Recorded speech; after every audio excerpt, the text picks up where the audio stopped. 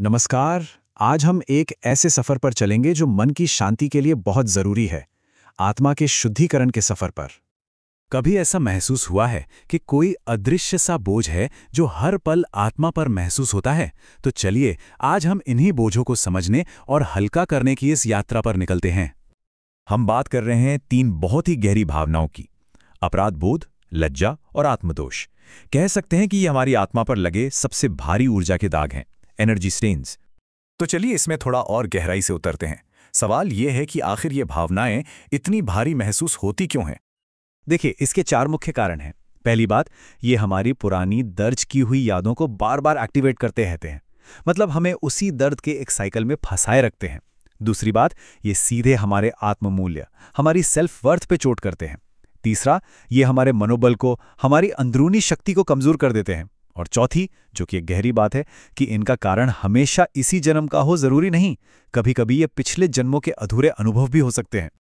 अब ये समझना बहुत बहुत जरूरी है कि ये तीनों भावनाएं, अपराध बोध, लज्जा और आत्मदोष, एक जैसी लगती तो हैं, पर इनमें बहुत बारीक सा फर्क है।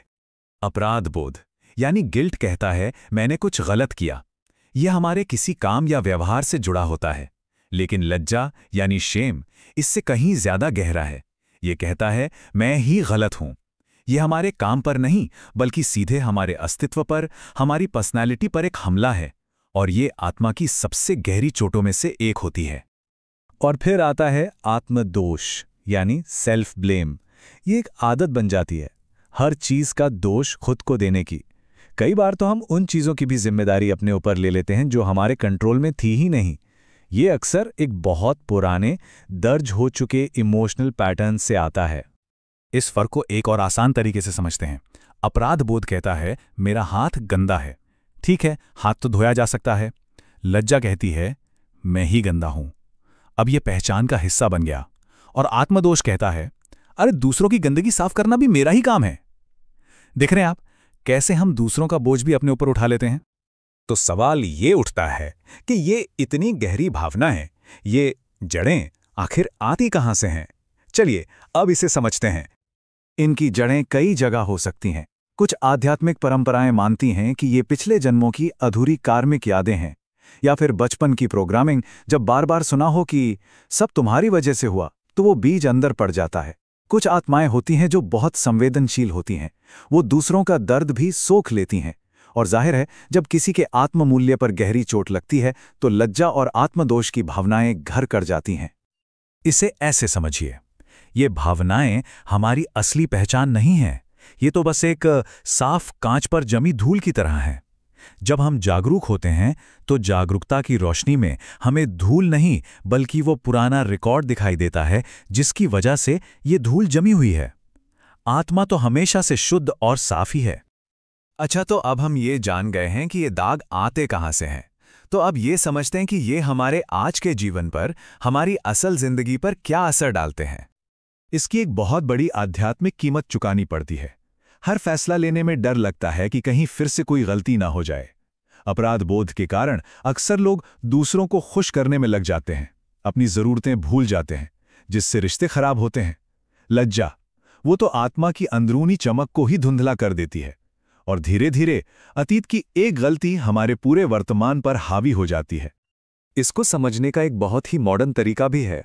सोचिए, जैसे मोबाइल फोन में बैकग्राउंड में बहुत सारे ऐप्स चलते रहें तो फोन स्लो हो जाता है, बैटरी भी जल्दी खत्म होती है ना? बिल्कुल वैसे ही ये भावनाएं हमारी आत्मा के बैकग्राउंड में 24 घंटे चलती रहती हैं और हमारी सारी ऊर्जा खींच लेती हैं। एक उदाहरण लेते हैं। अगर किसी रिश्ते में कोई भी दर्द हो और पहला ख्याल यही आए कि गलती मेरी ही है, तो बहुत मुमकिन है कि यह पैटर्न किसी बहुत गहरे पुराने ट्रॉमा से जुड़ा हो। कुछ लोग इसे परित्याग यानी अबैंडनमेंट के किसी पुराने अनुभव से जोड़कर देखते हैं।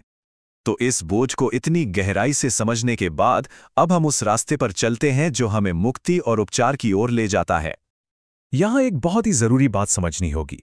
उपचार का मतलब सिर्फ अतीत को माफ कर देना नहीं है। नहीं, इसका असली मतलब है ट्रांसफॉर्मेशन, एक गहरा आंतरिक परिवर्तन, जहां हम उन पुराने दागों को साफ करके अपनी असली चमक को दोबारा हासिल करते हैं। तो ये परिवर्तन दिखता कैसा है?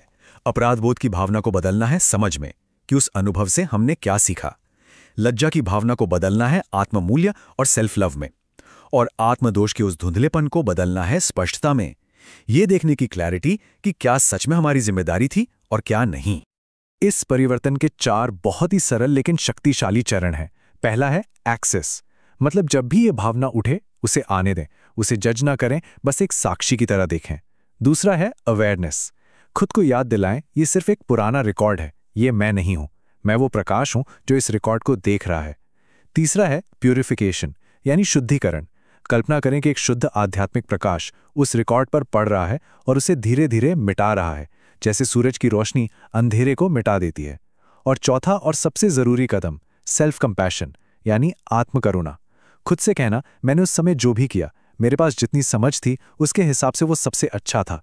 तो अब ये सवाल हम सबको खुद से पूछना है, ऐसा कौन सा पुराना रिकॉर्ड है जिसे भंग करके, उसे मिटाकर अपनी आत्मा को हल्का करने के लिए हम आज तैयार हैं? आंखें सहज बंद हो जाने दे, सांस धीमी शांत। अब अपने माथे के बीच एक कोमल बिंदु प्रकाश को महसूस करें। मैं आत्मा हूं, शांत, पवित्र। अब अपने भीतर कोई गिल्ट, कोई शाइनेस, कोई ब्लेम जिसे आपने वर्षों कैरी किया, उसे पहचाने। बस ऑब्जर्व करें, उस पर जजमेंट न करें। अब ऊपर से एक अत्यंत पवित्र लाइट उतर रही है, बाबा की शुद्ध निर्मल करुणापूर्ण लाइट। वो लाइट आपके सबसे भारी भावों से टकरा रही है, और वो भाव बर्फ की तरह पिघलने लगा है। Slowly, gently, it is dissolving. अब मन में संकल्प करें, जो भी मैंने किया या मुझे लगा, वो मेरी पुरानी समझ थी। आज मैं नई रोशनी में हूं। मैं निर्दोष, निर्मल, पवित्र ज्योति हूं। कुछ क्षण शांति में रहे। ओम शांति।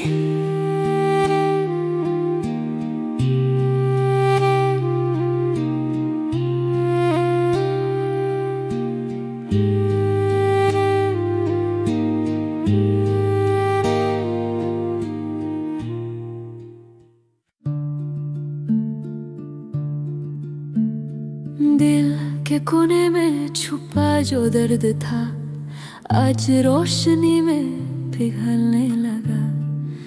जो ब्लेम मैंने खुद पे लिया, वो सब अब हल्का सा हो गया। मैं निर्दोष प्रकाश हूँ, बाबा की रोशनी साथ हो। गिल्ट के बादल उड़ गए, मैं फिर से नया हो गया। किसी को क्या दिखना था मुझे,